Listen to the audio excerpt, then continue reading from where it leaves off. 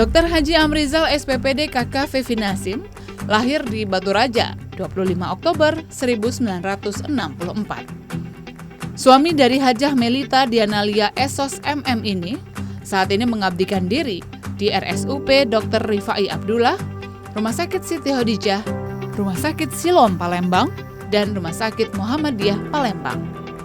Ayah dari 2 orang putra dan 1 orang putri ini menyadari betul profesinya merupakan suatu panggilan jiwa yang harus dijalani dengan sabar dan ikhlas, karena merupakan salah satu bentuk pengabdian sebagai pejuang kemanusiaan.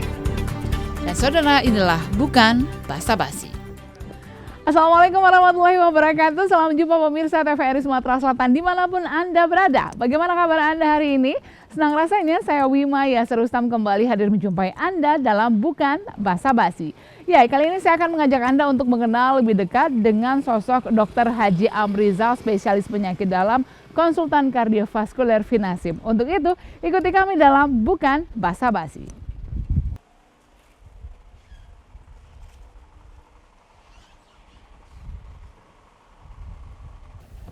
Ya, ada. Alhamdulillah. Assalamualaikum, Dr. Amrizal. Apa kabarnya, Wima, Dok? baik. Sudah lama sini? Alhamdulillah, baru Dok, alhamdulillah. Ada apa nih? Nggak, apa kabarnya nih Dok, ngomong udah lama banget kita nggak ketemu. Apa aktivitasnya saat ini, Dok? Pergi pagi ke rumah sakit, pulang siang ataupun sore, kebanyakan sore, bahkan kadang-kadang malam. Gimana nih ceritanya? Iya, Dok, kalau melihat kesibukan dokter yang cukup padat ini, kira-kira memang jam segini tuh biasanya memang baru sampai tiba di rumah begitu ya, Dok ya? Lebih kurang. Kalau gitu kita ngomong-ngobrol di dalam aja. Boleh. Yuk. Terima kasih, Wima, ya. Dr. Amrizal. Terima Nah ini, kasih. ya silakan. Yuk. Ya, assalamualaikum. Ya, Waalaikumsalam ya. Oke. Terima kasih. Ya, silakan Wima. Diaturin. Ya. Assalamualaikum. Waalaikumsalam warahmatullahi wabarakatuh. Ya, diatur, silakan duduk ya. Iya. Ya. Kita ngobrol-ngobrol di ruangan ini saja. Tapi ngomong-ngomong ini nggak mengganggu waktunya ya, Dok? Oh, enggak. Makanya sudah disuruh masuk tadi. Oh iya, betul. Berarti juga. enggak, kalau nganggu waktu udah suruh Nggak masuk. disuruh masuk ya, Dok? Iya. Ya, betul. Dok, dokter kan selaku ketua tim penyakit infeksi emergensi begitu ya. Itu salah satu tugas yang dokter aman. Seperti apa sih, Dok, itu peran dan juga fungsinya begitu?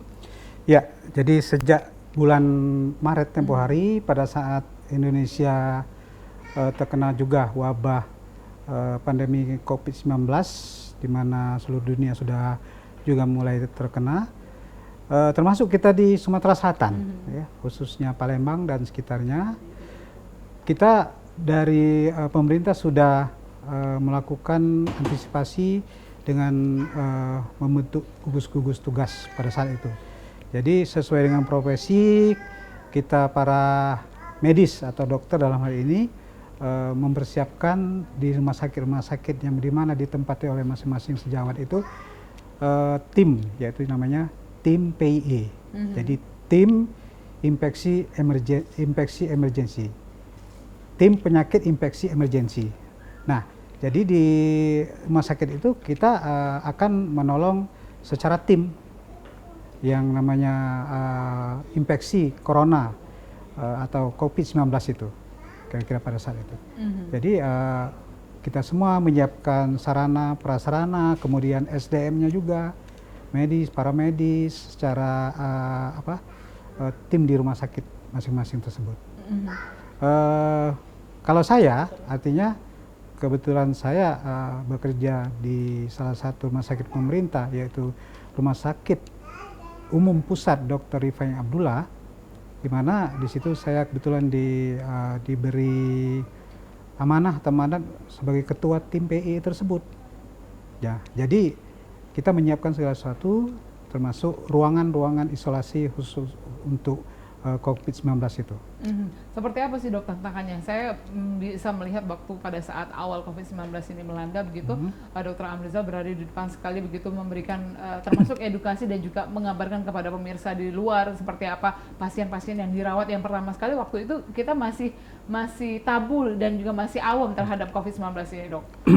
Ya, tentunya pada awal-awal Wimaya pada awal-awal wabah COVID-19 ini sejalan dengan persiapan di semua rumah sakit yang ada, baik rumah sakit yang vertikal, pemerintah Kemenkes dari pusat, rumah sakit provinsi, daerah, atau rumah sakit swasta yang ada di Sumatera Selatan ini, semuanya bergerak. Ada arti kata bahwa persiapan dilakukan, kemudian promosi atau memberikan informasi, penyuluhan, edukasi kepada masyarakat khususnya mengenai penyakit infeksi virus yang bernama COVID-19 atau coronavirus 19 ini. Nah, dengan memberikan edukasi atau pendidikan kepada masyarakat, ya tentunya harapan kita semua bahwa yang paling penting untuk wabah pandemi COVID-19 ini adalah yaitu pencegahan. Nah, jadi pencegahan yaitu kita harus mengikuti protokol kesehatan, prokes kesehatan, di mana yang paling penting dalam hal ini adalah 3M yang sudah kita kenal sampai saat ini ya. Apalagi sekarang ini tidak asing lagi.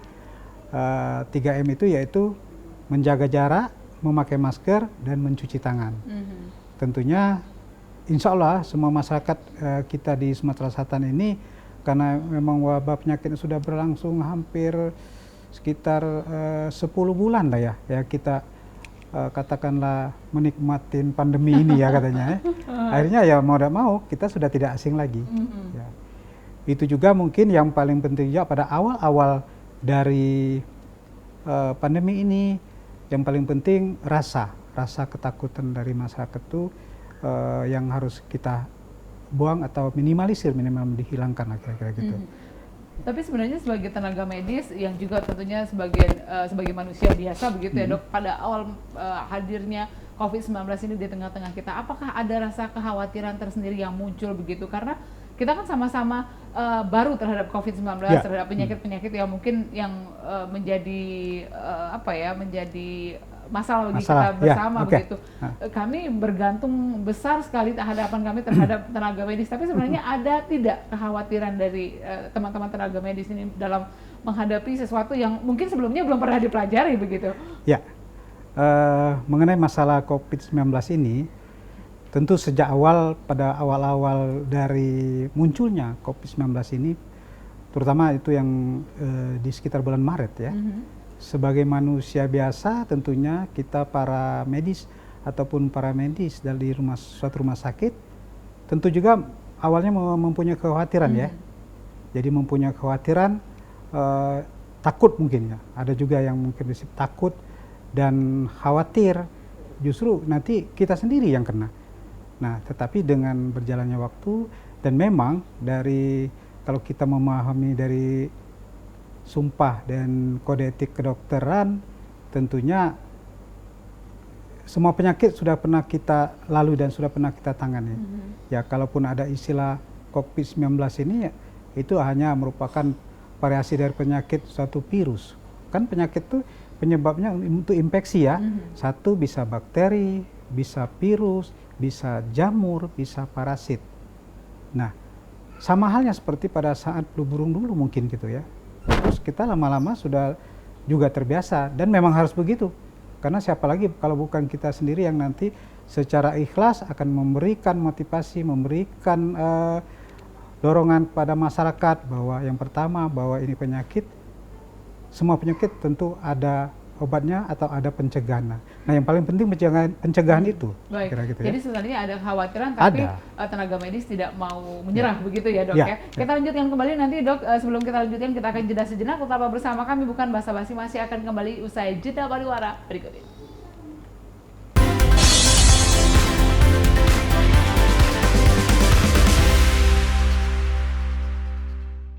Terima kasih Anda masih bersama kami dalam Bukan Basa-basi. Ya dok, kita lanjutkan kembali ya dok ya. Ini kalau berbicara mengenai bagaimana kekhawatiran tenaga medis juga tentunya dalam menghadapi pandemi ini juga ini merupakan manusiawi ya dok ya. Tapi tentunya tenaga medis tidak akhirnya menyerah begitu saja karena ini merupakan harapan dari masyarakat. Lalu sebenarnya awal mulanya Dokter Amrizal bisa menjadi seorang dokter ini seperti apa sih? Ya tentunya tergantung dari cita-cita awal ya. Dari awal memang dari awal memang kalau saya memang dari kecil selalu bercita-cita insya Allah nanti saya bisa menjadi seorang dokter. Karena dari keluarga saya sebenarnya tidak ada yang dokter. Orang tua saya bukan seorang dokter, bukan medis, bukan paramedis juga.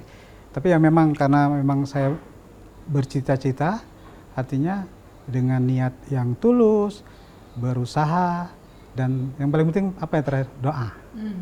Akhirnya alhamdulillah. Kenapa harus menjadi seorang dokter waktu itu? Ya, jadi seorang dokter tentunya memang awal saya cita-cita. Tentunya salah satu yang kata yang paling penting bagi saya itu saya bisa menolong orang, menolong dari sisi kesehatan. Mudah-mudahan dengan kita bisa menolong atau saya bisa menolong orang, banyak hikmah, pelajaran atau katakanlah pahala yang bisa kita timpa dan insya Allah diberikan oleh Allah Subhanahu Wa Taala. Itu. Tapi ternyata pada implementasinya ketika sudah menjadi seorang dokter, sesuaikah dengan ekspektasi yang dibayangkan sebelumnya begitu? Ya, kalau saya jujur sesuai. Ya, dalam arti kata begini, apa yang saya niatkan, apa yang saya lakukan, itu yang penting orang atau pasien yang bisa saya bantu, bukan tolong ya, saya bisa bantu itu ya mendapat kesembuhan. Ya, mudah-mudahan dapat kesembuhan. Artinya ya sesuai dengan ekspektasi yang awal yang saya berikan. Ya. Baik, dok, kalau berbicara mengenai tadi niat tulus begitu untuk menolong orang, apakah Dokter Amrizal punya cerita sendiri begitu terhadap pasien-pasien yang sudah ditangani, kemudian juga pengalaman mungkin yang tidak akan mungkin terlupakan dari sekian puluh tahun mengabdi begitu, apa yang kenangan yang tidak akan pernah lupakan begitu? Yang jelas ada hal yang positif dan menarik kalau kita menekuni secara baik atau secara ikhlas profesi yang sudah kita niatkan dari awal. Artinya hal yang menarik bagi saya sebenarnya tidak ada khusus ya. Saya bisa menolong gitu, atau membantu orang-orang yang perlu bantuan, itu saja. Jadi kalau kita sudah melakukan sesuatu dan mata kata nanti hasilnya akan lebih baik dan sesuai dengan harapan kita, nah di situ rasa di hati kita, rasa kepuasan batin gitu. Kita kepuasan dalam arti kata kepuasan batin kita bisa membantu sesama manusia. Baik, dok, ini ngomong-ngomong siapa yang biasa main piano? Saya pernah mencoba main piano, tapi selalu sumbang hasilnya. Kalau menyanyi begitu? Nyanyi ya memang saya profesi saya juga menyanyi. Oh iya? Iya. Jadi boleh menyanyi dong. Kalau menyanyi itu profesi sebenarnya, terus dokter itu sampingan. Tapi ini sebenarnya anak saya yang gadis yang sering main piano. Tapi serius Dokter Amrizal ternyata bisa menyanyi dan suka menyanyi? Bisa. Saya kan dulu waktu kuliah tuh ada grup band. Waktu itu kan grup band saya megang drummer gitu. Oh iya? Hebat kan? Tapi menyanyi juga bisa, dok? Bisa. Bisa dong memberikan satu bait lagu begitu untuk kami. Jarang-jarang kan mendengarkan Dokter Amrizal menyanyi. Oh iya. Lagu apa lah kira-kira yang? Favorit? Lagu favorit? Lagu kemesraan aja lah ya. Boleh, silakan dok. Mungkin itu lagu wajib, enggak wajib lah kira-kira itu ya. Jadi kalau kita dengar istilah kemesraan itu semuanya ikut merasakan. Ya. Satu bait lagu kemesraan dari Dokter Amrizal. Silakan dok. Langsung rap aja Pak? Boleh. Kemesraan ini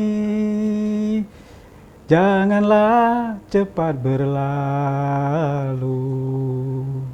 Kemesraan ini ingin ku kenang selalu. cukup kan? Ya. Apalagi nanti diteruskan tambah bagus itu.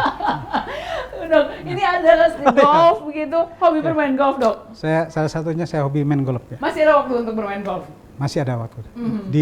Disiapkan waktunya.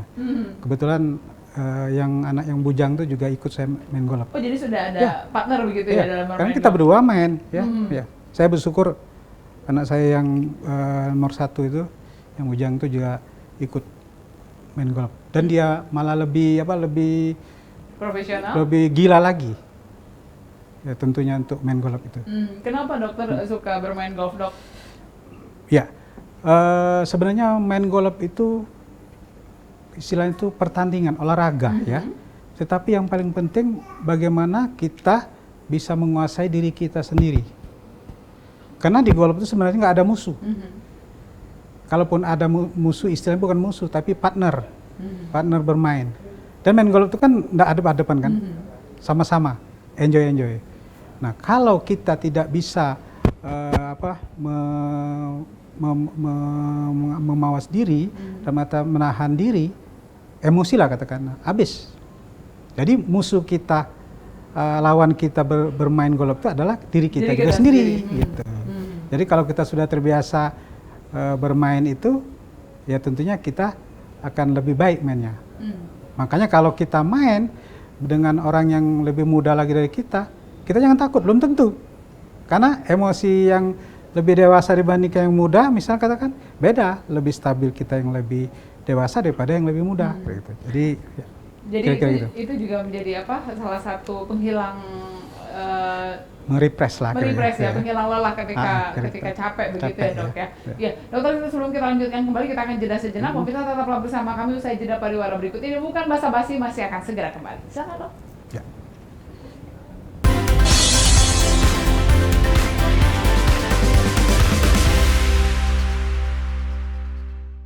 Terima kasih Anda masih bersama kami dalam Bukan Basa-basi. Baik, Dok, lanjutkan kembali ya, Dok ya. Okay. Ya, ini menarik juga bahwa kalau misalnya melihat kesuksesan dokter saat ini itu tentunya tidak terlepas dari dukungan keluarga begitu. Arti keluarga menurut Dr. Amrizal itu seperti apa? Baik, Wima, kita harus yang pertama fokus masalah keluarga. Yang melahirkan kita itu kan orang tua, ibu, bapak. Nah, tentunya berawal dari situ kita bisa lahir ke dunia ini, kita bisa bercita-cita, kita bisa berusaha dan kita sama-sama berdoa. Akhirnya apa yang kita cita-citakan bisa, alhamdulillah bisa terlaksana dan bisa berhasil. Tentu kata kuncinya ridho dan doa dari orang tua, terutama ibu. Baik, ini ya. Salah satu foto keluarga, tapi si kecil belum ikut ini ya, Dok ya? Iya, ini. Jadi si kecil masih belum pada saat foto ini ya. Jadi di sini ada anak kita yang pertama, yang cowok itu sekarang hampir mau menyelesaikan kuliah di kedokteran, ya. Sedang koas sekarang. Yang cewek juga saat ini sedang mengenyam pendidikan kedokteran. Nanti bulan depan sudah masuk koas. Ya. Baik, Dok. Anak-anak dua ini sudah mengikuti jejak ayahnya begitu. Ya. Ini sebenarnya didorong oleh ayah dan juga ibunya atau seperti apa? Ya, jadi seperti yang saya sampaikan untuk awal pada saat saya bercita-cita, 2 dari ketiga anak saya ini, saya ada yang kecil lagi nih, ini foto awalnya, ada yang kecil lagi jadi 3, yang 2 ini kita sebagai orang tua hanya berusaha menyampaikan sesuatu yang kira-kira menurut kita sebagai orang tua itu, atau saya sebagai orang tua, sebagai bapak, yang terbaik. Silakan awalnya kedua anak saya untuk memilih. Terutama yang pertama, tempo hari ternyata dia memang mau mengikuti jejak saya untuk dapat mengikuti pendidikan di kedokteran gitu ya. Alhamdulillah dia masuk, kemudian ternyata yang kedua juga. Yang kedua ternyata juga mau ikut jejak kakaknya juga, jejak saya sebagai orang tuanya. Saya nggak tahu yang ketiga nanti mau apa, karena masih kecil. Sama seperti kakak dan juga kakak perempuannya begitu. Kemudian arti istri menurut seorang Dr. Amrizal seperti apa? Ya, kalau istri tentunya secara filosofinya itu adalah bagian dari jiwa, Oh, diri iya. dan jiwa kita. Mhm. Kesuksesan seorang suami atau laki-laki itu tidak lepas dari niat, usaha dan doa juga dari seorang istri. Jadi kita harus memahami filosofi itu bahwa istri itu bukan hanya sebagai pendamping, ya, sebagai jiwa yang menggerakkan hati kita, menggerakkan jiwa raga kita untuk melakukan sesuatu. Jadi sehingga kita timbul motivasi, dorongan dan semangat Mhm. untuk melakukan aktivitas sehari-hari sebagai profesi kita.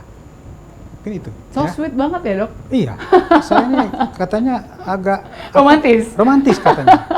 Baik, Dok, tapi apakah itu juga menjadi salah satu kunci Dr. Amrizal ini selalu terlihat prima begitu, kemudian juga humoris dan juga senantiasa ramah kepada siapapun begitu, Dok? Ya, karena kita hidup ini memang sudah digariskan oleh Allah Subhanahu wa Ta'ala, tentunya kunci satu, keikhlasan dan ditambah sabar.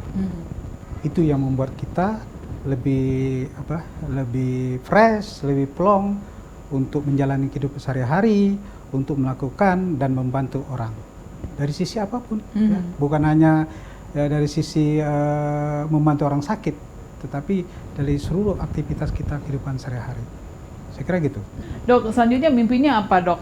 2 putra, 1 putri, semuanya sehat, keluarga bahagia, istri senantiasa mendampingi, mimpi yang belum terwujud begitu, kemudian juga langkah yang selanjutnya ingin dokter capai itu sebenarnya apa? Saya kira boleh juga Wima mengatakan ini mimpi ya, tapi sebenarnya bukan mimpi ya. Sama aja, itu namanya keinginan atau cita-cita. Kalau dikatakan belum tercapai, ya tidak ada yang di dunia ini yang belum tercapai. Apa yang diberikan Tuhan saat ini kita selalu bersyukur. Kalaupun dibilang secara letterleknya dalam tanda kutip bahwa ada yang belum tercapai, iya apa? Mendidik anak, menyelesaikan pendidikan anak, baik pendidikan dari sisi agama maupun di sisi yang di luar agama. Itu yang selalu dikatakan belum tercapai. Tapi artinya apa kalau kita berbicara masalah belum tercapai? Betul juga kata Wima, artinya kita ingin lebih lagi mendorong anak-anak kita itu. Jadi anak-anak fokusnya. Fokusnya anak-anak. Ya kita apa yang kita lakukan sehari-hari sampai kapanpun nanti kan untuk anak-anak. Ya. Jadi sama-sama dengan istri, artinya mari kita selalu bergandengan tangan, membimbing, membesarkan dan mendoakan anak-anak kita. Baik, terima kasih, Dok, sudah meluangkan waktunya untuk berbincang bersama kami dalam Bukan Basa-Basi, sudah begitu menginspirasi pemirsa di rumah. Tentunya kita berharap banyak sekali hal-hal positif yang bisa ditangkap oleh pemirsa di rumah yang saat ini sedang menyaksikan Bukan Basa-Basi. Ya pemirsa, akhirnya saya Wima Yasir Rustam pamit undur diri dari hadapan Anda. Sampai jumpa dan wassalamualaikum warahmatullahi wabarakatuh. Waalaikumsalam warahmatullahi wabarakatuh.